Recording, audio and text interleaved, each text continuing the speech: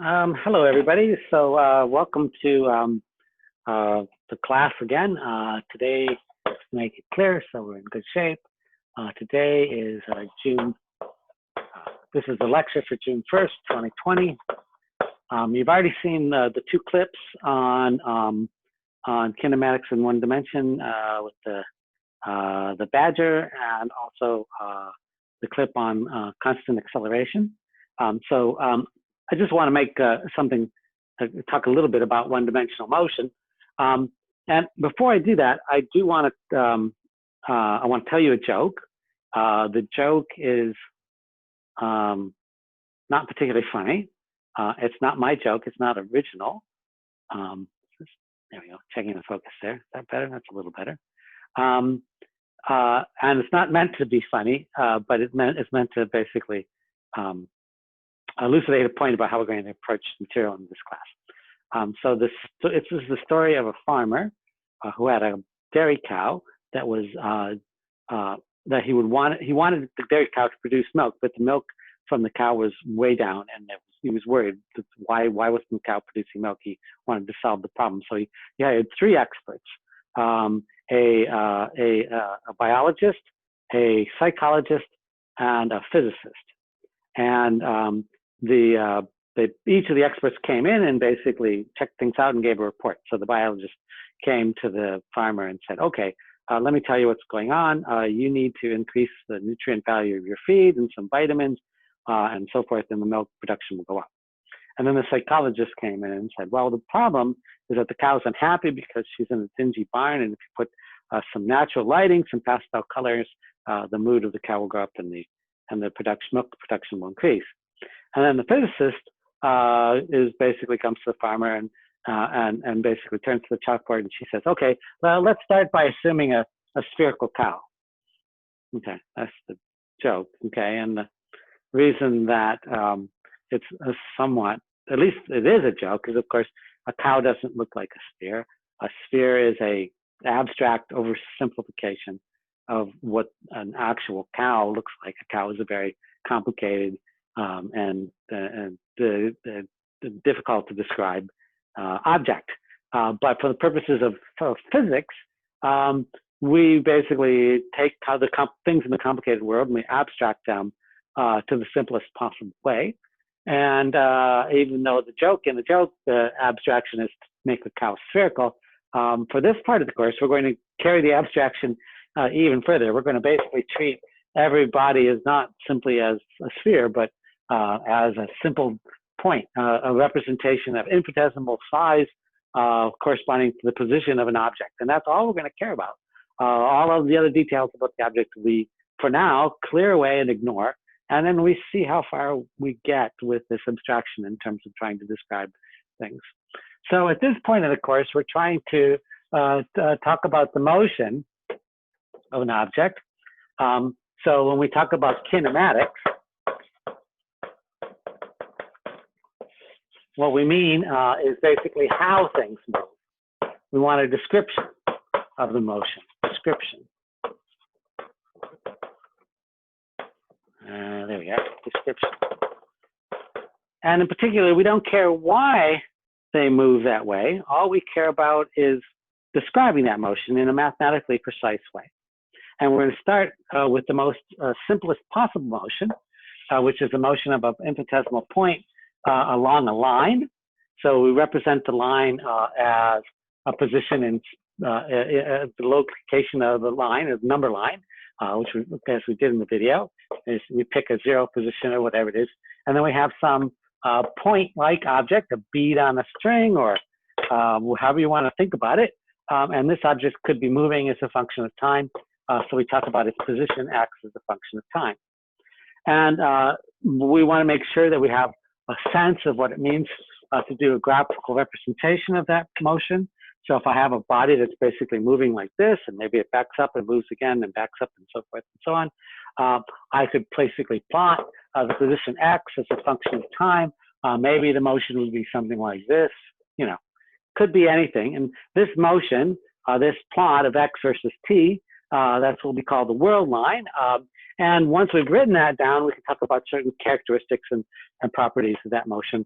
So for example, just to remind you, if I pick a point at any location in time and I draw a tangent line to it, the slope of the tangent line, which is equal to the first derivative dx dt, that's defined as the velocity. And likewise, if I take the derivative of that further, that's defined as the acceleration. So this has all been something that we talked to you about before. And then using those definitions of velocity and acceleration, sorry, I'm going to erase this. We then went ahead and talked about the case for constant acceleration. So I want to write down the results of that. So if I have constant acceleration,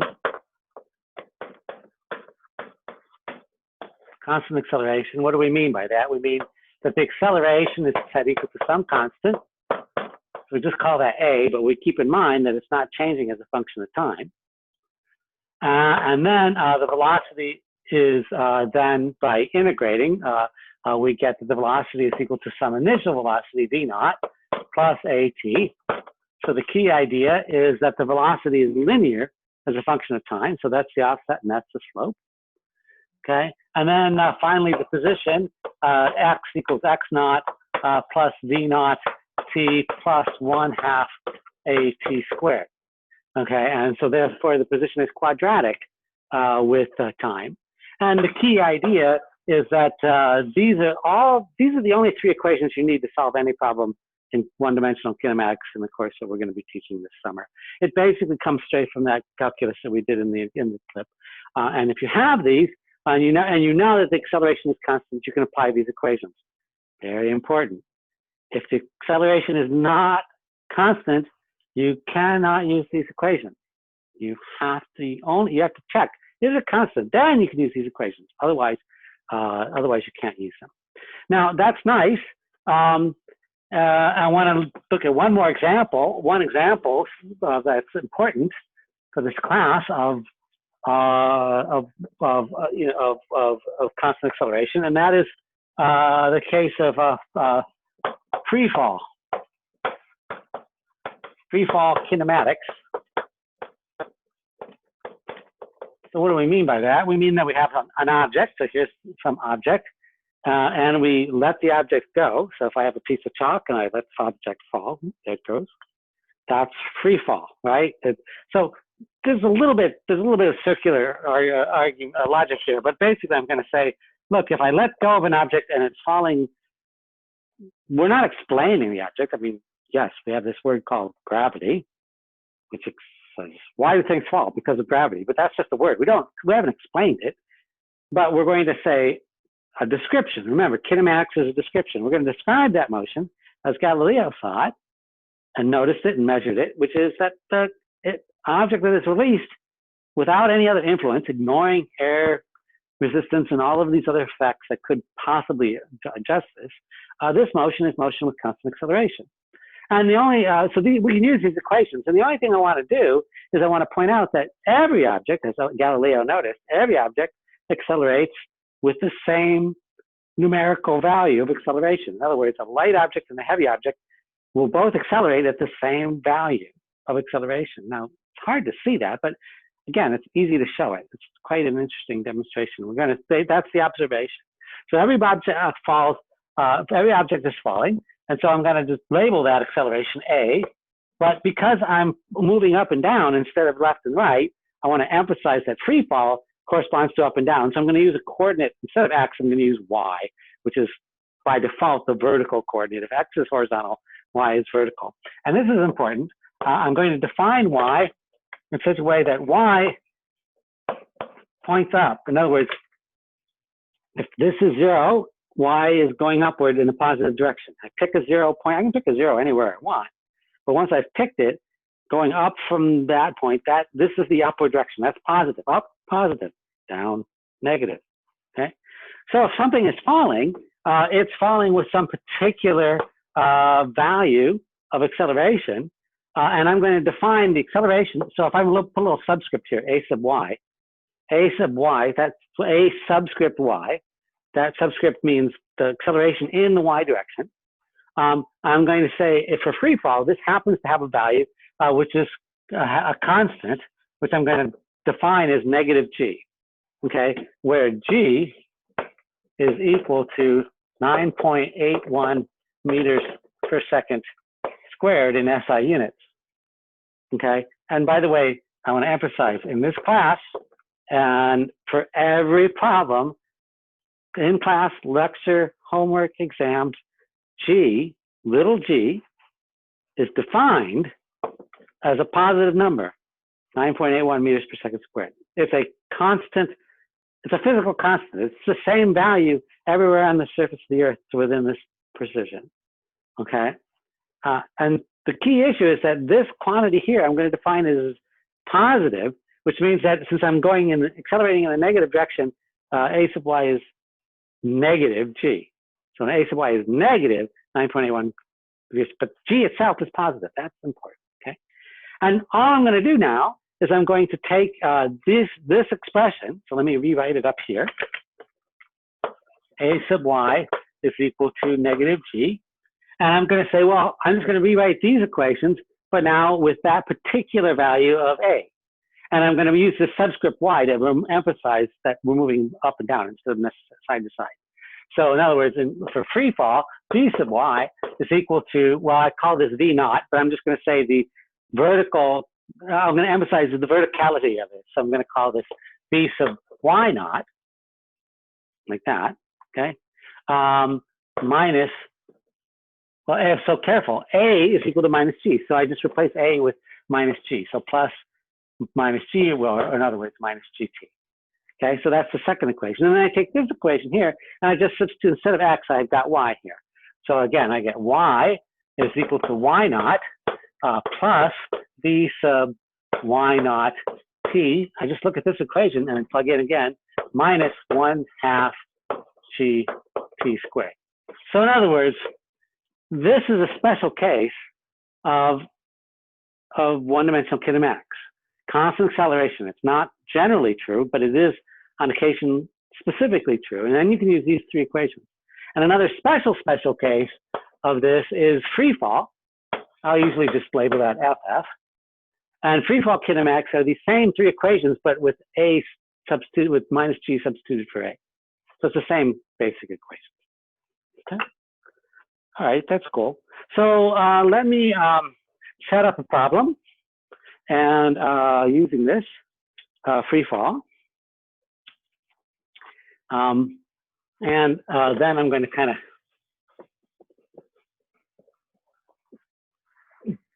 make a point, kind of a subtle point about how to do the work. All right, so suppose I have a building, and on the building, we'll put somebody up here, and they basically reach out and they've got some kind of a bowling ball.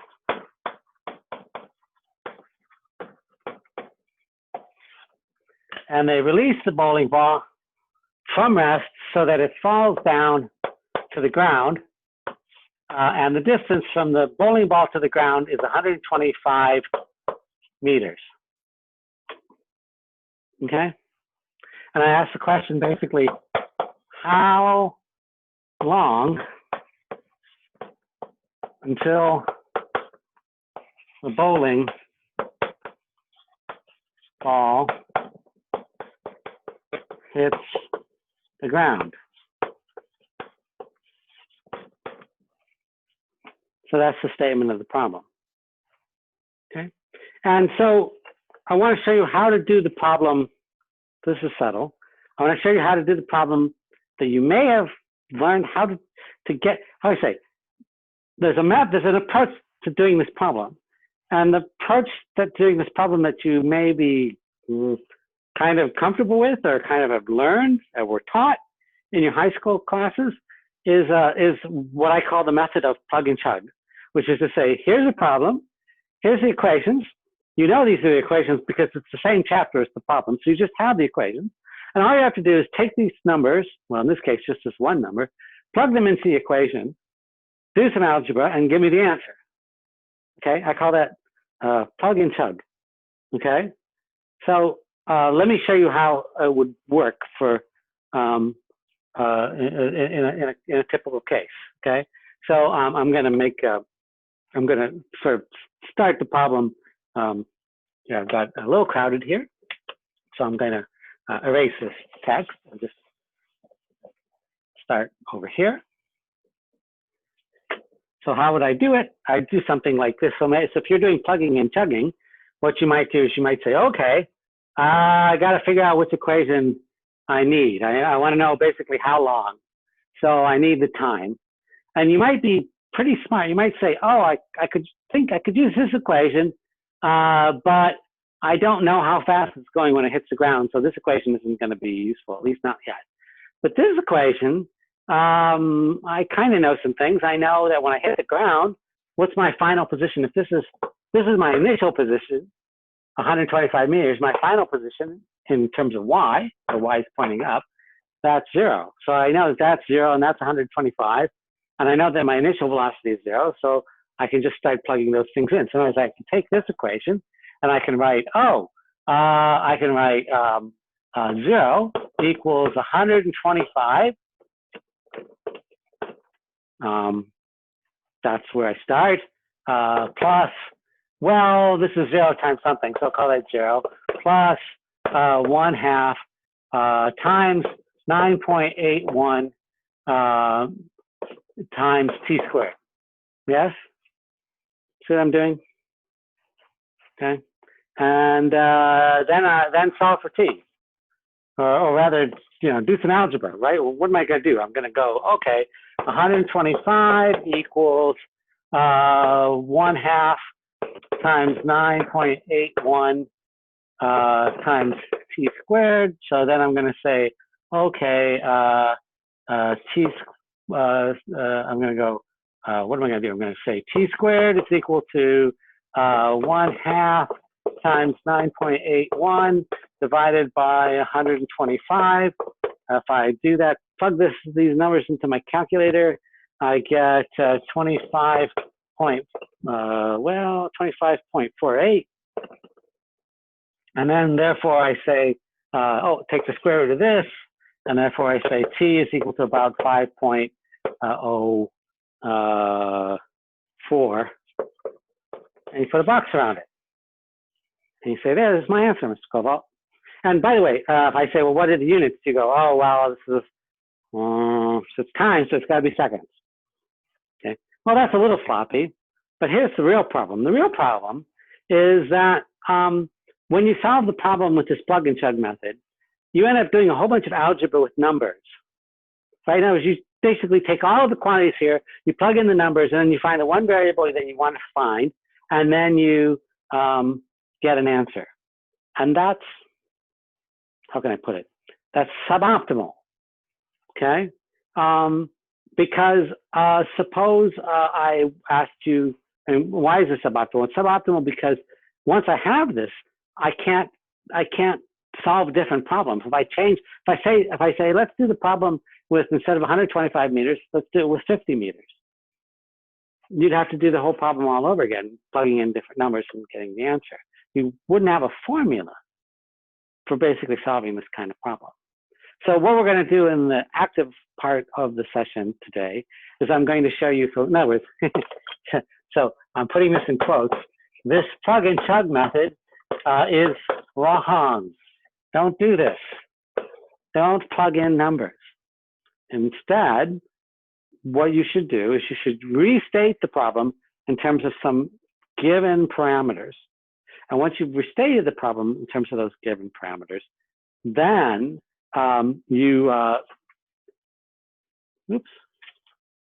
then you'd be well positioned to solve the problem in what I will call a consistent way.